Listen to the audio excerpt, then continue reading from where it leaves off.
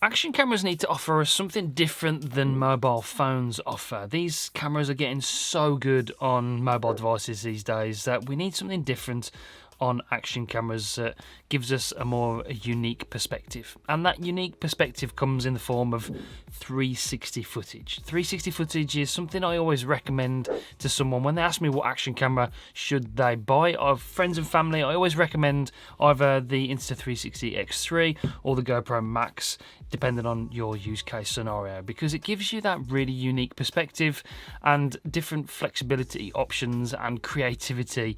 It really is fantastic. And we're going to see, I think, an update on both of these cameras this year. Usually Insta360 update their 360 camera every 2 years. It will be 2 years in September since we've had the X3. I think it's going to be 4 years nearly that GoPro released the Max. Now, this is, I mean, it's an okay 360 camera. It's not the sort of on the X3 level, but it is due an update. It's old, it's lagging behind a little bit, and it's very interesting to see what GoPro are going to do this year as regards to new releases. I think they need to freshen things up because the others are really sort of streaming ahead at the moment. Insta360 and DJI really have, I think, a hold on the action camera market. GoPro are in real danger. So what are we going to see in 2024 from both of these manufacturers? So the Insta360 X3 is the king of 360 cameras, and if I had to choose one camera when I left the house to film a YouTube video or to explore, to go out on family holidays or whatever, this would be the camera I would take with me. It is just fantastic. The image quality you get out of it is unbelievable. You've got that 360 image flexibility, that creative options, the bullet time, the time lapses, time warp. There's loads of different things you can do with this camera. I've done lots and lots of videos. I'll link them up above if you want to check out the playlist on action cameras and 360 cameras in particular. Where Insta360 really excel is in the software. The app, their editing software on desktop is just far superior than anything DJI and GoPro can offer at the moment. It is brilliant. The app has lots and lots of different shot lab effects. It gives you step-by-step guides on how to get the effect. It's so simple, and it gives you a really easy path into creating some amazing 360 content. It's so simple to use. So that's why I always recommend this camera. The software in particular is leaps and bounds ahead of the competitors at the moment. Hardware wise, this is pretty incredible as well. They updated this like 18 months ago with the bigger screen, 5.7K 360 footage. You can export in 4K. Battery life's brilliant. Build quality is amazing, but there are some things I think Insta360 will implement on the X4. Whether it will be the X4, I'm not sure. They've got a habit of changing the names up on their products. But what we saw on the Ace Pro release recently was a 5nm chip. I think you'll have that new 5nm chip inside of the X4. That will give it far superior power over the competitors unless they up their chip capability as well. I think GoPro might go for like their GP3 processor. They've got GP2 processor now in the new GoPro 12, so they'll have to up it again to try and keep up with Insta360. So you'll see that 5nm chip in there. That will give it the power that it needs to give you not only better image quality, I think you'll probably see 6K or even 8K coming up in the new 360 footage. You'll be able to export in maybe 5.3 or 6K, and that will give it that absolutely fantastic image quality in 360. It does need to be larger for 360 because you're basically capturing everything around you, so you need more. So I think they might go for like 8K capture, 6K export. That would be the ideal thing. Also, with that 5nm chip inside, you'll get better battery life, better efficiency. You'll have other options like the AI warp they've just introduced in this. It can already do that, so that'll just make it even more powerful when it comes to the X4, which will probably be released in September.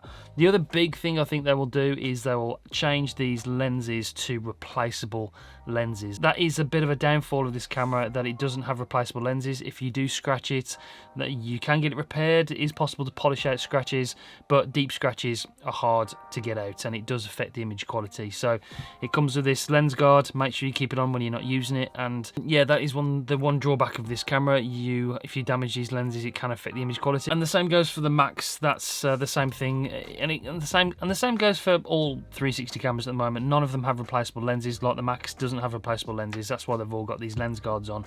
These lenses do protrude out of the camera, so you have to be careful. So this year I think they will introduce replaceable lenses. That is one of the things definitely that you're going to see in 2024. Will they up the sensor from 1/2 inch sensors on the X3 to 1 inch sensors? They've already got the technology with the Insta360 1 inch edition that we had out. So this has 1 inch sensors on here. This is brilliant, but this was sort of a more professional tool, a bit more expensive, a bit bigger, and you know, you can see the size difference. So will they go for the 1 inch sensor?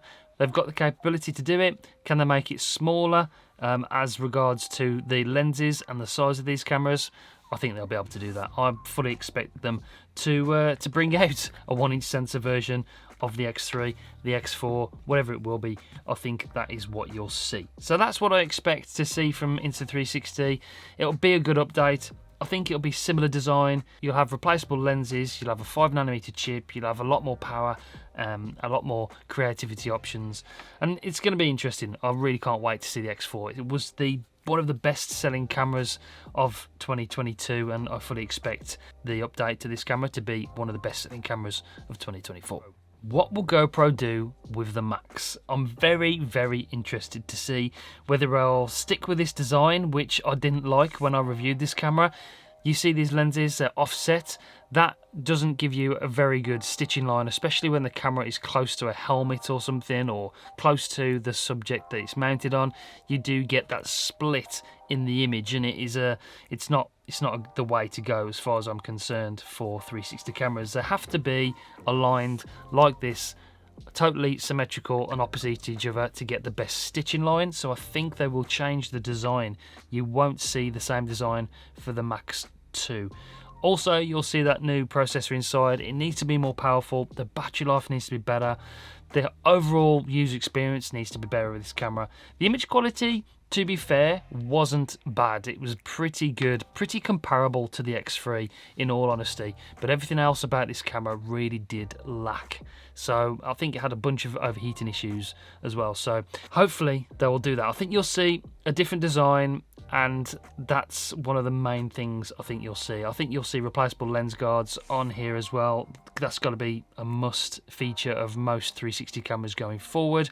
I think you'll see the same sort of resolution. I think you'll see 6K capability. They'll bump it up so you can export in 6K, maybe record in 8K. We're getting to that point when it comes to these cameras. The Insta360 X Pro can already record in 8K, so we know it's possible in this day and age, and that this year especially has to be where both of these cameras go. We have seen from some leaks about the GoPro software in particular this year is that it's got something in the patent that's called context components, which basically means it's going to add an auto AI edit feature to their software, and that is something that I think we're definitely going to see. GoPro, the GoPro owner, I saw an interview last year where he was actually talking about the fact that they are working really hard on the software, something that's going to really rival the desktop studio from Insta360, to be able to edit your footage a lot easier and a lot more efficient, because at the moment the software, the editing suite, the app and everything really is lacking from GoPro. So that's what I think you'll see from GoPro in 2024. There's going to be a big push where they will really try and catch up software-wise, app-wise with Insta360, and that is what they've got to do, because at the moment they are lagging behind big time. So new design, new software, new capabilities. That's what we'll see from the Max 2 this year, I'm pretty sure. We haven't seen any concrete evidence on any of these cameras yet, but I fully expect those to be sort of the roundabout things that are going to happen.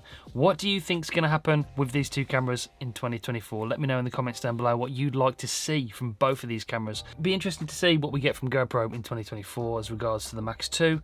Other professional cameras maybe being rumoured, and the GoPro 13 of course probably about September time, and then Insta360 releasing cameras left, right and centre, and the X4 will definitely be released at some point this year, probably around September time as well. So let me know in the comments down below what you'd like to see. Appreciate you watching this video. Make sure you like, subscribe, all those YouTube things, and check out this video here. You might like this one, and if you want to watch the comparison about these two cameras, that video will be there as well. Okay, I'll see you on the next one. It's going to be an exciting year.